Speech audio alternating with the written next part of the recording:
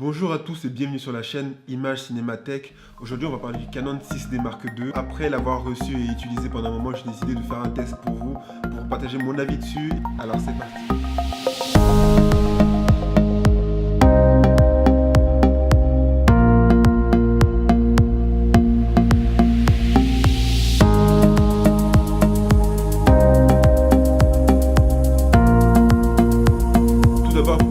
Je pense que c'est bien aussi de savoir ce que je fais.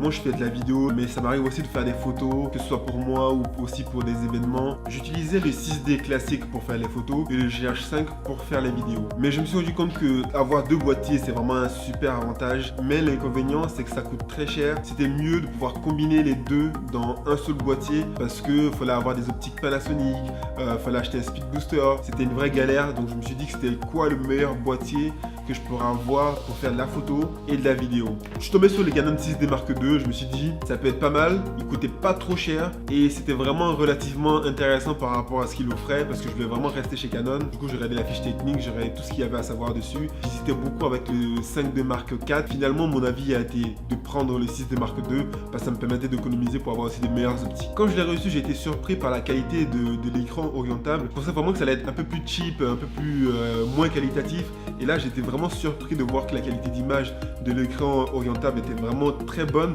presque aussi bonne que celle de mon GH5 et le fait qu'il soit tactile ça facilite grandement la vie. Vous pouvez mettre le tactile partout sur tous les appareils et aussi un écran pivotable. Je pense que c'est vraiment très agréable de pouvoir travailler avec, de pouvoir être à l'aise avec. Quand on fait de la photo, quand on fait de la vidéo c'est encore plus primordial. Cet appareil filme en 1080p à 60 images secondes. Il n'y a pas de 4K, c'est un peu dommage mais je me dis avec mon GH5 je filmais souvent en 4K.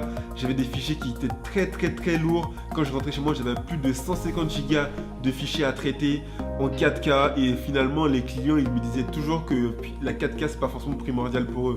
Donc ce que je faisais c'est que je filmais en 4K et après je le mettais en 1080p pour avoir une meilleure qualité d'image.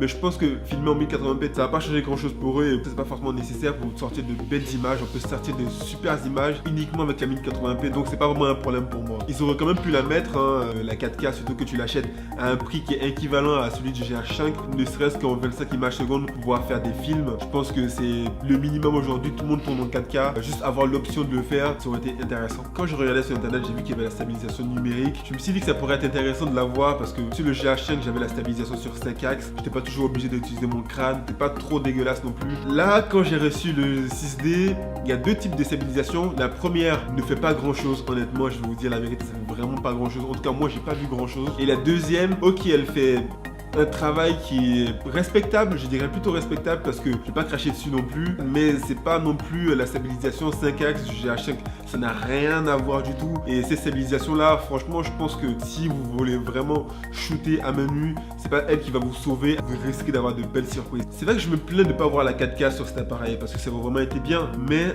quand je regarde le Canon EOS R qui filme en 4K avec un crop de 1,9, je me dis autant filmer en micro 4 tiers quoi, donc ça sert à rien de mettre la 4K si c'est pour pouvoir filmer sur un capteur qui est tout petit. Une chose qui m'a attiré dans ce boîtier c'est vraiment l'autofocus dual pixel qui est vraiment excellent. J'avais jamais eu un autofocus aussi performant. Le GH5 a l'autofocus mais je vous dis pas à quel point c'est une catastrophe. Je peux vous mettre quelques images pour que vous voyez un peu comment il réagissait quand je lui demandais de faire un suivi. C'était toujours très lent, il n'arrivait pas à trouver le focus. Du coup j'étais toujours en manuel sur le GH5. Et là vraiment j'ai l'autofocus qui marche plutôt bien, qui arrive à suivre les sujets, mais il n'est pas parfait non plus. Je tiens quand même à préciser qu'il n'est pas parfait. Je vois qu'il y a pas mal de personnes qui disent que l'autofocus est le plus parfait qui existe. C'est vrai, je pense que j'ai pas encore essayé un autofocus qui est meilleur que celui-là, mais il vous sauvera pas. Le manuel c'est la meilleure façon d'avoir un rendu qui soit net. Et si vous comptez trop sur l'autofocus pour une prestation qui est importante et qui va vraiment être bien faite, moi je mettrais plutôt tout en manuel parce qu'il y a quand même des petits lags qui arrivent. Je vous mets quelques images pour que vous voyez un peu. Quand le sujet est très loin, qui doit reconnaître le visage, il n'arrive pas à toujours bien capter. Ce que moi je fais, c'est que je mets le focus sur la personne au lieu de mettre sur le visage, sur le tracking du visage. Donc du coup, il a beaucoup plus de facilité à suivre la personne qui est un sujet plus grand que de suivre juste un visage qui est vraiment plus petit, plus serré. Il faut vraiment faire attention à ça. Toujours regarder son appareil pour voir si c'est focus ou pas et switcher en manuel si vraiment vous pensez que c'est nécessaire. Un autre avantage aussi qui m'a poussé à acheter ce 6D Mark II, c'est que j'utilise un stabilisateur qui est le Crane 2 et justement je voulais avoir un Canon pour pouvoir avoir l'ouverture, les ISO, ce genre de paramètres sans passer par l'appareil, parce que là je peux carrément faire mes modifications sur le crâne et ça franchement ça vous fait gagner énormément de temps, déjà que le crâne n'est pas très léger. Si en plus je dois tenir, faire les modifications sur l'appareil, c'était vraiment très pénible sur le GH5 que je devais faire ça.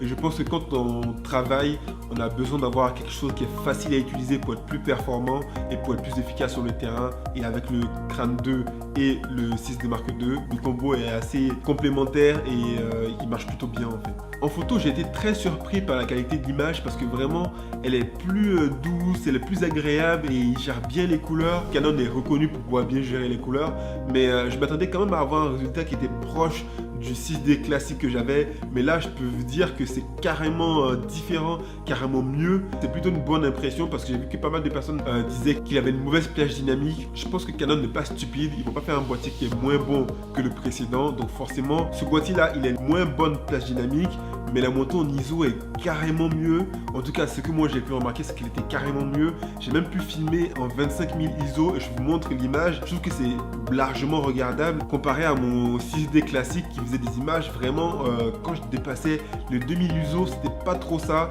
Et là, c'est vraiment possible de pouvoir travailler les images même à 25 000 ISO, quoi. Pour conclure, je suis vraiment satisfait de ce boîtier. Je m'attendais vraiment pas à ce qu'il soit à ce niveau-là, mais je pense qu'ils auraient pu faire un peu plus, comme rajouter du peaking ou du zebra. Ce sont des choses qui sont assez simple à faire, c'est vraiment le logiciel, ils peuvent le mettre facilement et je trouve que c'est dommage. Franchement, ces genres de choses, ils ne veulent pas nous mettre la 4K, je veux bien être d'accord, ils me veulent mettre du 100 images secondes, ok, il n'y a pas de souci, mais du picking et du zebra, franchement ça coûte rien, c'est hyper efficace et beaucoup de gens demandent ça, beaucoup de gens ont besoin de ça, pourquoi ne pas le faire? Et voilà, c'est la fin de cette vidéo. Vous avez le film que j'ai fait pour tester l'appareil qui doit s'afficher normalement dans la fiche en haut. N'hésitez pas à vous abonner et à mettre un pouce bleu. Ça m'aide aussi pour faire d'autres vidéos, pour vous parler de matériel et aussi de l'univers cinéma. Je vous présenterai plein de choses qui sont en rapport avec le cinéma. Abonnez-vous et je vous dis à la prochaine pour une autre vidéo. Salut!